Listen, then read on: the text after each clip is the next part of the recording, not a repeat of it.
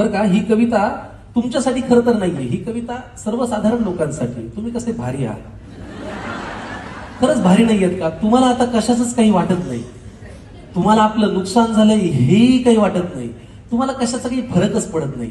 ह्या कवितेमध्ये बरं का एक कुटुंब मला भेटलंय. आता ते कुटुंब, त्या कुटुंबातले जे आजोबा आहेत ना, ते त्यांचं दुःख सांगतायत. काय दुःख आहे ते ऐकून घ्या, बघा तुम्हाला आवडतंय का आणि समजून घेता येतंय का. की सगळ्यांचेच चेहरे पडलेलं एक कुटुंब मला भेटलं, सगळ्यांचेच चेहरे पडलेलं एक कुटुंब मला भेटलं, खात्या पित्या घरचं तरी दुःखीच मला वाटलं. सगळ्यांचे चेहरे पडलेलं एक कुटुंब मला भेटलं, खात्या पित्या घरचं तरी दुःखी मला वाटलं. माणुसकीच्या नात्याने माझं मन भरून आलं, मीच जवळ जाऊन म्हणलं का हो काय झालं. माणुसकीच्या नात्याने माझं मन भरून आलं, मीच जवळ जाऊन म्हणलं का हो काय झालं. तुमच्यापैकी कुणाला काही झालंय का, तिन्ही सांजेला असे बसल्यात, कुणी गेलंय का. कुटुंब प्रमुख आजोबा उठले सोडत मोठा उसासा, डोळे तांबडे लाल, बहुतेक रडले होते डसाडसा. तर ऐक तुला सांगतो म्हणाले असं झालंय, तर ऐक तुला सांगतो म्हणाले असं झालंय, आम्हा सगळ्या कुटुंबियांचं एक एक मत वाया गेलंय. तर ऐक तुला सांगतो म्हणाले असं झालंय, आम्हा सगळ्या कुटुंबियांचं एक एक मत वाया गेलंय. आता हा माझा नातू बघ नुसता जीवाला घोर आहे. नातवापासून सुरुवात केली ओळख करून द्यायला.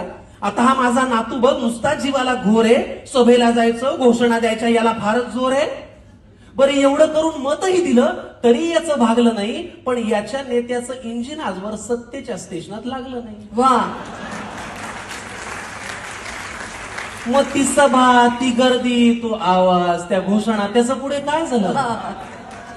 मग ती सभा, ती गर्दी, तो आवाज, त्या घोषणा, त्याचं पुढे काय झालं. आणि असं करत याचं मत 3-4 वेळा वाया गेलं. वा, आता या माझ्या दुसऱ्या नातवाची आणि त्याच्या नेत्याची सेम टू सेम लाईफ आहे. दुसऱ्या नातवाकडे आले बरं का. आता या माझ्या दुसऱ्या नातवाची आणि त्याच्या नेत्याची सेम टू सेम लाईफ आहे. ना करियर में ग्रोथ है, ना जिंदगी में वाईफ है. आता या माझ्या दुसऱ्या नातवाची आणि त्याच्या नेत्याची सेम टू सेम लाईफ आहे. ना करियर में ग्रोथ है, ना जिंदगी में वाईफ है. अरे बाबा, वारशाने फक्त पैसा येतो, कर्तृत्व कुणी आणत नाही. अरे बाबा, वारशाने फक्त पैसा येतो, कर्तृत्व कुणी आणत नाही. भारतभर चालून तुझी पावलं दमली पण हात काही चालत नाही.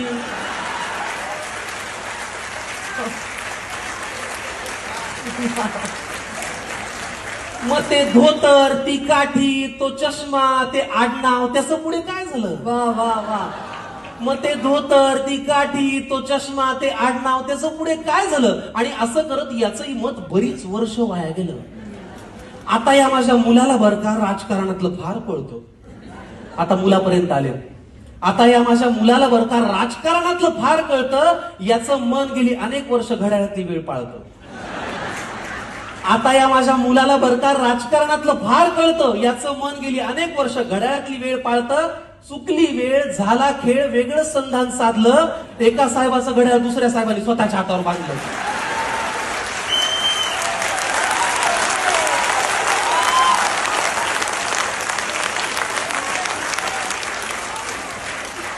चुकली वेळ, झाला खेळ, वेगळं संधान साधलं.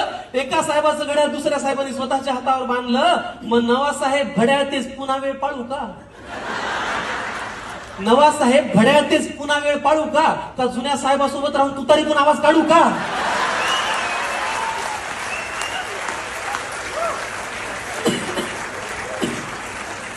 मग ते वय, तो अनुभव, ती निष्ठा, तो परिवार, त्याचं पुढे काय झालं. असं करत या माझ्या मुलाचं मत मात्र वाया गेलं.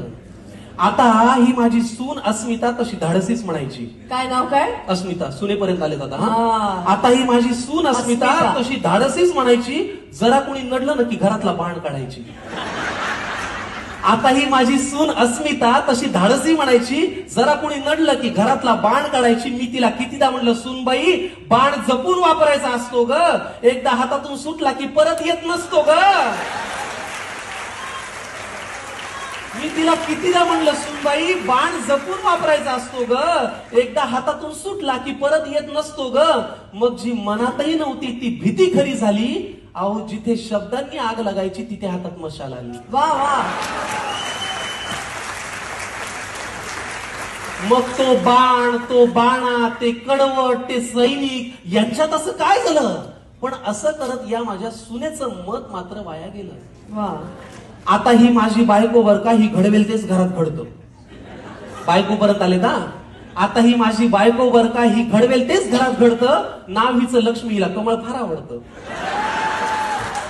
आता ही माझी बायको बर का, ही घडवेल तेच घरात घडतं. नाव हिचं लक्ष्मी, हिला कमळ फार आवडतं. मी लगेच पुढे विचारलं, माझी उत्सुकता त्यांना दिसली असेल की अहो कमळ जिथल्या तिथेच आहे, मग यांचं मत वाया गेलं नसेल.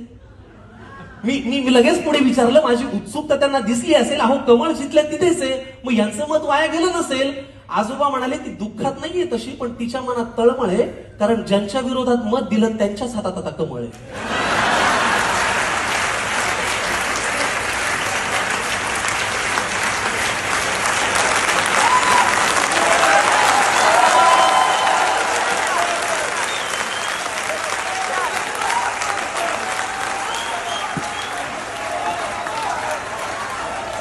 अहो मग ते विरोधक, हे सत्ताधारी, हे प्रामाणिक, ते बाजारी, यांच्यात असं काय झालं?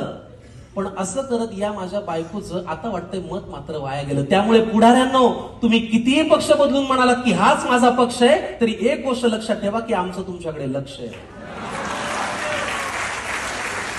तुम्ही कितीही पक्ष बदलून म्हणालात की हाच माझा पक्ष आहे, तरी एक गोष्ट लक्षात ठेवा की आमचं तुमच्याकडे लक्ष आहे. त्यामुळे इथून पुढे तरी दिलेल्या मताची किंमत जरा तरी ठेवा. इथून पुढे तरी दिलेल्या एका एका मताची किंमत जरा तरी ठेवा आणि मतदारांना मतदार करा आणि लोकशाही जिवंत ठेवा. वा वा.